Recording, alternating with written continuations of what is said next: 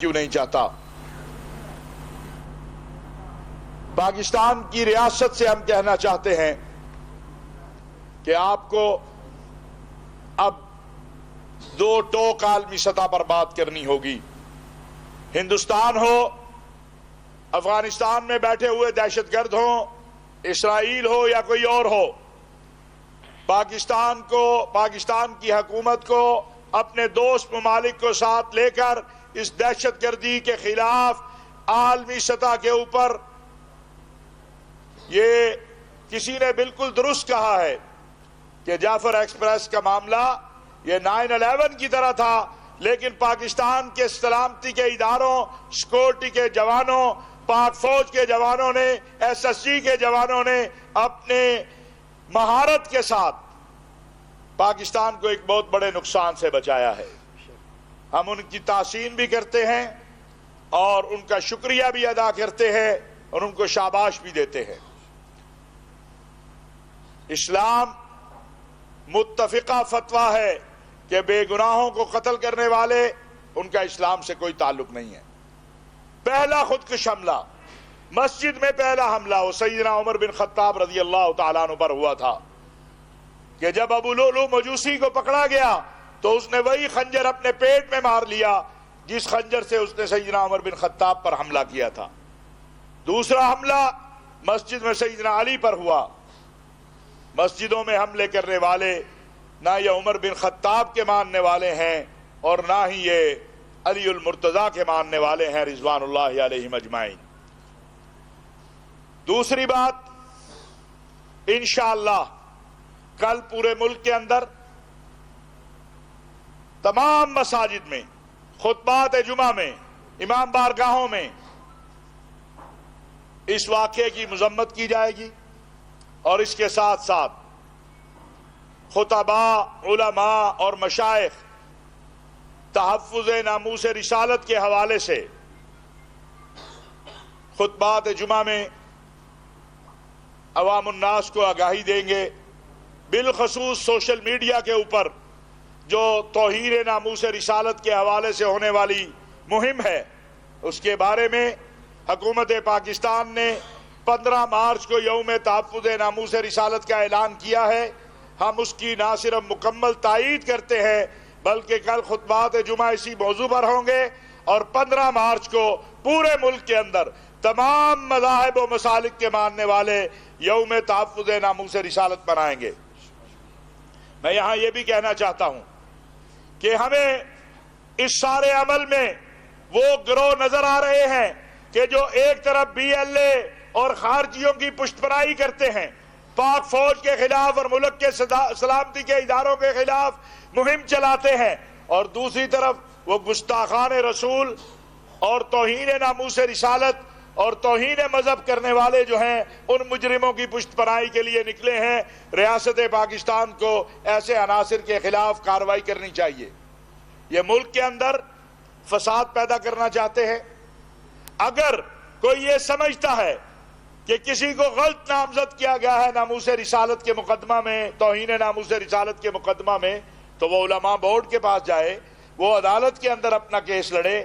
پاکستان کے خلاف عالمی سطح پر اور ملک کے اندر ایسے وطن دشمنوں، دین دشمنوں کی مہم کا انشاءاللہ قانونی طور پر بھی جواب دیا جائے گا اور عوام کو بھی آگاہ کیا جائے گا۔ حکومت کی بھی ذمہ داری ہے کہ انتشار پھیلانے والے ایسے عناصر کو حکومت ان کی سرکوبی کرے۔ آخری بات، مسئلہ فلسطین۔ اس وقت فلسطینیوں کے پاس افطار اور سحر کے لیے صاف پانی پینے کا بھی نہیں ہے۔ وزیر اعظم پاکستان نے غزہ کی تعمیر نو کے حوالے سے بھی اعلان کیا ہے۔ پاکستان امدادی سلسلہ بھی جاری رکھے ہوئے ہیں۔ ہماری اپیل ہے کہ وہ لوگ جو مخیر حضرات ہیں وہ اس حوالے سے اپنا کردار ادا کریں اور اپنے بھائیوں کی مدد کے لیے آگے آئیں۔ انشاءاللہ پاکستان علماء کونسل کے تحت پورے ملک میں 20 رمضان المبارک سے لے کر آخر 29 رمضان المبارک تک تحفظ و تعظیم الاقصی تعظیم حرمین شریفین والاقصی کا عشرہ منایا جائے گا. فلسطین کی مظلوم عوام کی تائید و حمایت کی جائے گی. ان کے ساتھ جہاں تک ممکن ہے ہم کھڑے ہیں، انشاءاللہ کھڑے رہیں گے. اور اس سے پہلے کہ میں مولانا محمد خان لغاری صاحب کو دعوت دوں، میں ایک بات کہنا چاہتا ہوں کہ غزہ کی سرزمین کا ایک ذرہ بھی کسی اور کو نہیں دینے دیا جائے گا، نہ کسی اور کو اس پہ قبضہ کرنے دیا جائے گا. اسرائیل کا قبضہ انشاءاللہ یہ ختم ہوگا. فلسطینیوں کو آزادی ملے گی، کشمیریوں کو آزادی ملے گی. میں آج یہاں سے اپنے مقبوضہ کشمیر کے بھائیوں کو بھی کہنا چاہتا ہوں کہ آپ اپنی جد و جہد کو تیز کیجئے. ذرائع ابلاغ سے کہنا چاہتا ہوں کہ جہاں فلسطین کے مظالم آپ بتا رہے ہیں، اسرائیل جو فلسطینیوں پہ ظلم کر رہا ہے، وہاں ہندوستان جو کشمیریوں پہ ظلم کر رہا ہے، جو وہاں اقلیتوں پہ ظلم کر رہا ہے، ہماری وزارت خارجہ کو بھی، ہمارے ذرائع ابلاغ کو بھی اسے بتانا چاہیے تاکہ دنیا دیکھے کہ ایک طرف ہندوستان عالمی سطح پہ دہشت گردی میں ملوث ہے اور دوسری طرف مقبوضہ کشمیر کے اندر جو کچھ وہ کر رہا ہے. میں گزارش کروں گا جمعیت علماء پاکستان کے رہنما اور متحدہ علماء کونسل پاکستان کے سربراہ جناب مولانا محمد خان لغاری صاحب سے کہ وہ آپ سے بات چیت کرے. بسم اللہ الرحمن الرحیم. مجھ سے قبل محترم اشرفی صاحب نے بڑے خوبصورت انداز میں آپ کو تینوں مسئلوں پر بریف کیا ہے. میں بھی یہ سمجھتا ہوں کہ جعفر ایکسپریس کا جو مسئلہ تھا، جس طرح اس پر وحشیانہ حملہ ہوا، یہ قابل مذمت ہے اور پوری قوم اس کی مذمت کر رہی ہے. اور ہم پاک فوج کے ساتھ ہیں جنہوں نے اپنے لوگوں کو بچانے کے لیے جاں فشانی سے کام کیا اور الحمدللہ ان کی محنت رنگ لائی اور یہ بازیاب ہوئے لوگ. اور دوسرا جو ناموس رسالت کا مسئلہ ہے، اس پر بھی ہم انشاءاللہ العزیز تمام ملک کے اندر بھرپور انداز میں مہم چلائیں گے، جلسے کریں گے، سیمینار کریں گے اور ناموس رسالت کے حق میں کھلم کھلا انشاءاللہ العزیز ہمارا جو پروگرام ہے وہ منعقد ہوں گے. اور تیسرے غزہ کے بارے میں ہم یہ سمجھتے ہیں کہ وہ مظلوم ہیں، ایک عرصہ سے ان پر ستم ڈھائے جا رہے ہیں. پاکستان کی حکومت نے ان کے رہائش کے لیے جو منصوبہ بنایا ہے، میں سمجھتا ہوں کہ پاکستان کے عوام کو بھرپور انداز میں ان کا ساتھ دینا چاہیے تاکہ وہ لوگ اپنے چھت تلے وہاں پر بیٹھ سکیں اور سکھ کا سانس لے سکیں. تو اس کے ساتھ مذاکرات کی بات کرنا میرا خیال ہے کہ یہ ان شہداء کے ساتھ زیادتی ہوگی. ہم تو پاکستان نے کبھی بھی مذاکرات کے دروازے بند نہیں کیے، لیکن اس کی صورتحال آپ کے سامنے ہے کہ بیچارے روزے میں لوگ جا رہے ہیں، مسافر ہیں، ان کو بھی معاف نہیں کیا جاتا، مسجد میں نمازی آئے ان کو بھی معاف نہیں کیا جاتا. تو کیا انہی لوگوں کے ساتھ آپ نے بات چیت کرنی ہے؟ اس کا نتیجہ آگے کتنی بار آپ نے بات چیت کی ہے، نتیجہ کیا نکلا ہے؟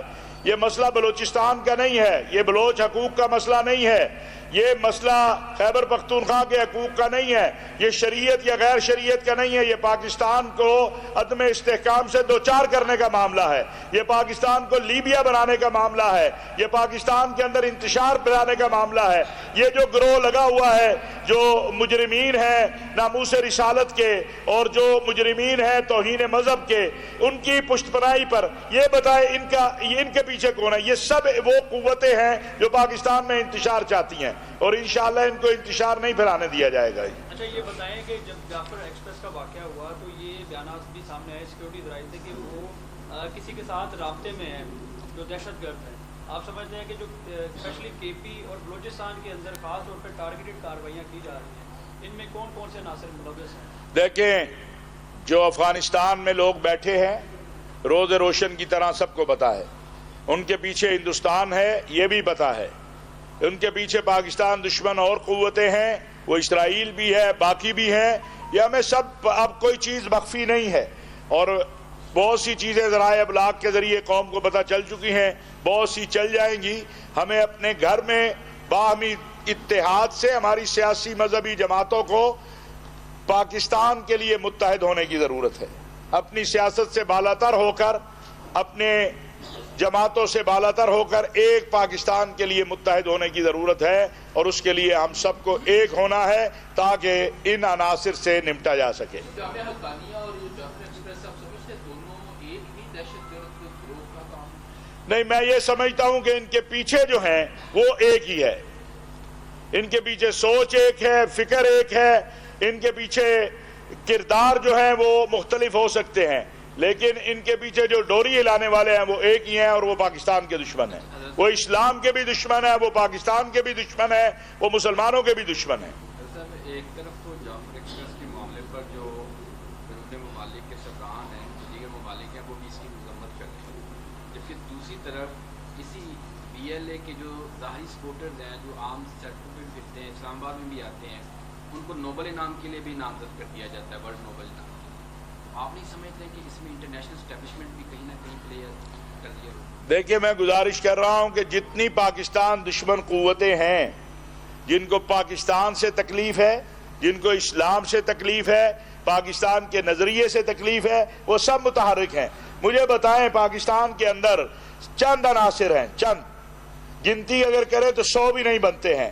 انہوں نے ایک مہم شروع کی ہوئی ہے توہین ناموس رسالت اور توہین مذہب کے مجرمین کے حق میں. ان کے پیچھے آپ کو نہیں پتا کون ہے؟ جو امریکہ میں بیٹھے ہیں، جو برطانیہ میں بیٹھے یہ کمپینیں چلا رہے ہیں، ان کے پیچھے ہمیں بھی پتا، سب کو پتا کہ ان کے پیچھے کون سے عناصر ہیں. وہ چاہتے یہ ہیں کہ خدا نخواستہ گورنمنٹ پریشر میں آئے، عالمی سطح پہ کوئی پریشر ہو، یہ جو مجرمین ہیں ان کے لیے کوئی رستہ نکلے اور ملک میں انتشار پیدا ہو. پاکستان میں جو پریکٹیکل، پاکستان نہیں پوری دنیا میں جو پریکٹیکل مسلمان نہیں ہے، نماز بھی نہیں پڑھتا، قرآن بھی نہیں پڑھتا، لیکن رسول اللہ صلی اللہ علیہ وسلم سے اس کی محبت ایسی ہے کہ وہ یہ برداشت نہیں کر سکتا کہ اس کے سامنے ناموس رسالت کی توہین ہو یا کسی بھی نبی کی توہین ہو. یہ جو مجرمین جیلوں میں ہیں، انہوں نے خالی اسلام کی نہیں، انہوں نے دیگر مذاہب کے اکابرین کی بھی توہین کی ہے. اور ہم کہتے ہیں آؤ دنیا کی کسی لیبارٹری میں آ جاؤ، ان کے فرانزک کرا لو، ان کے اوپر تحقیق کروا لو. میں آپ کے ذریعے پھر مطالبہ کرتا ہوں کہ سپریم کورٹ کے چیف جسٹس اس پہ ٹربیونل بنا دیں، لیکن ان کا مقصد یہ نہیں ہے. ان کا مقصد انتشار پیدا کرنا ہے، ملک میں فساد پیدا کرنا ہے، اور انشاءاللہ یہ ہم نہیں ہونے دیں گے. یہ بتائیے گا کہ چیمپئنز ٹرافی میں دہشت گردوں کی جانب سے تھریٹس موجود تھے، مگر دہشت گرد وہاں پر کامیابی حاصل نہیں کر سکے. جعفر ایکسپریس پر یہ افسوسناک واقعہ جو پیش آیا ہے، 2 دن قبل جو ہے پاکستان کے سوشل میڈیا میں مختلف بغیر انفارمیشن کے خبریں جو ہے وہ چلائی جا رہی ہیں. اس کے حوالے سے کیا کریں گے جو پاکستان میں سوشل میڈیا پر بیٹھ کے فضول قسم کے جو ہے سوالات اور میں سمجھتا ہوں کہ ہر چیز کی ایک حد ہوتی ہے. یہ میرے پاس محراب و منبر ہے، اس کی بھی حدود و قیود ہیں. اگر کوئی شخص اس محراب و منبر پہ بیٹھ کے گالی دے تو میں یا آپ اس کو کہیں گے کہ یار یہ تم اس کی توہین کر رہے ہو. میڈیا کی آزادی، ہم اس کے ساتھ کھڑے ہیں، لیکن یہ ایسی آزادی جس سے جھوٹ پر پہ، جس سے سازش ہو، جس سے دشمن کو تقویت ملے، جس میں حقائق پہ مبنی کوئی چیز نہ ہو، اس پہ کنٹرول کرنا بھی حکومت کی ذمہ داری ہے. میں سمجھتا ہوں جو ہماری صحافتی تنظیمیں ہیں ان کو بھی یہ دیکھنا چاہیے. اور یہ جو سوشل میڈیا پہ بیٹھ کے میں ایک صاحب کو دیکھ رہا تھا، وہ تو ایسے ان دہشت گردوں کو ہیرو بنا کے پیش کر رہے تھے کہ جیسے انہوں نے بہت اچھا کام کیا ہے. ہمارے ساتھ بھی کسی نہ کسی دور میں زیادتیاں ہوئی ہیں، ہمیں بھی پولیٹیکل 302 کی مقدمات میں ہمارے لوگوں کو بھی ڈالا گیا، جیلوں میں ڈالا گیا. 8,000 علماء اس ملک میں شہید ہوئے ہیں. ابھی میرا بھائی حامد الحق حقانی شہید ہوا ہے. ہم تو پاکستان زندہ باد کہا ہے اور کہتے رہیں گے، لیکن میں پوچھتا ہوں ان لوگوں سے جو سوشل میڈیا کے یا ماضی میں ٹی ویوں کے اینکر پرسن تھے کہ تمہاری حب الوطنی اتنی تھی کہ تمہارے ڈالر کم ہو جائے تو تم پاکستان دشمنی پہ اتر آتے ہو. تم پاکستان اور بے گناہوں کے خلاف، بے گناہوں کے قاتلوں کو ہیرو بنا کے پیش کر رہے ہو. میں 1984 میں افغانستان کے جہاد میں شریک ہوا تھا. آج میری عمر 52 سال ہے، اس وقت میری عمر 12 سال تھی. میں ان صاحبان سے جو ان بی ایل اے کے مجرمین کو ہیرو بنا کے پیش کر رہے ہیں کہنا چاہتا ہوں کہ الحمدللہ پاکستان کی فوج اتنی قوت اور طاقت رکھتی ہے کہ اس جیسی 1,000 تنظیمیں بھی بن جائیں اور ان کے 1,000 ہینڈلر بھی پیچھے آ جائیں، انشاءاللہ اس ملک کے 1 انچ پر بھی وہ کبھی قابض نہیں ہو سکیں گے اور اس ملک کو انشاءاللہ کبھی نقصان نہیں پہنچا سکیں گے. شہداء کا خون جو ہے وہ ملکوں کو کمزور نہیں کرتا، مضبوط کرتا ہے. ہمارے جوان شہید ہو رہے ہیں، ہماری قوم کے لوگ شہید ہو رہے ہیں، یہ روزہ دار شہید ہوئے ہیں. آپ کا خیال ہے کہ اس سے میرا ملک کمزور ہوگا؟ ہم اور طاقتور ہوں گے. حامد الحق حقانی کی شہادت کے بعد مدرسوں کا ہر طالب علم، 30 لاکھ طالب علم حامد الحق حقانی ہے. یہ یاد رکھیے. مولانا سمیع الحق شہید ہوئے، کیا مشن چھوڑ دیا گیا؟ مولانا یوسف لدھیانوی شہید ہوئے، کیا مشن چھوڑ دیا گیا؟ مولانا مفتی نظام الدین شامزئی کو شہید کیا گیا، کیا جو ہے پاکستان کے خلاف کسی دینی ادارے سے بات ہوئی؟ مولانا حسن جان، یہاں لاہور کے اندر حاجی طیب شہید، میں کتنے شہداء کے نام لوں. اس سے ہم نہ ڈرنے والے ہیں نہ خوف زدہ ہونے والے ہیں. پاکستان ہے، قیامت کی صبح تک انشاءاللہ پاکستان رہے گا، پاکستان کا پرچم لہراتا رہے گا اور قوم اور فوج کا اتحاد جو ہے اس میں کوئی بھی رکھنے ڈال نہیں سکے گا انشاءاللہ. آپ سمجھتے ہیں کہ یہ وہی مسلسل ہیں جو یہ واقعات کر رہے ہیں، اور دوسرا آپ سمجھتے ہیں کہ پی ایل اے کو اس ساری صورتحال کے بعد دہشت گرد تنظیم جو ہے ڈکلیئر کر دیا جائے؟ میرا خیال ہے دہشت گرد تنظیم وہ ہے، عالمی سطح پر اس کو دہشت گرد تنظیم ڈکلیئر کروانے کے لیے وزارت خارجہ کو کام کرنا چاہیے. اس سے بڑا اچھا پریپریشن ہوا اور بڑے احتیاط سے کم سے کم نقصان جو ہو.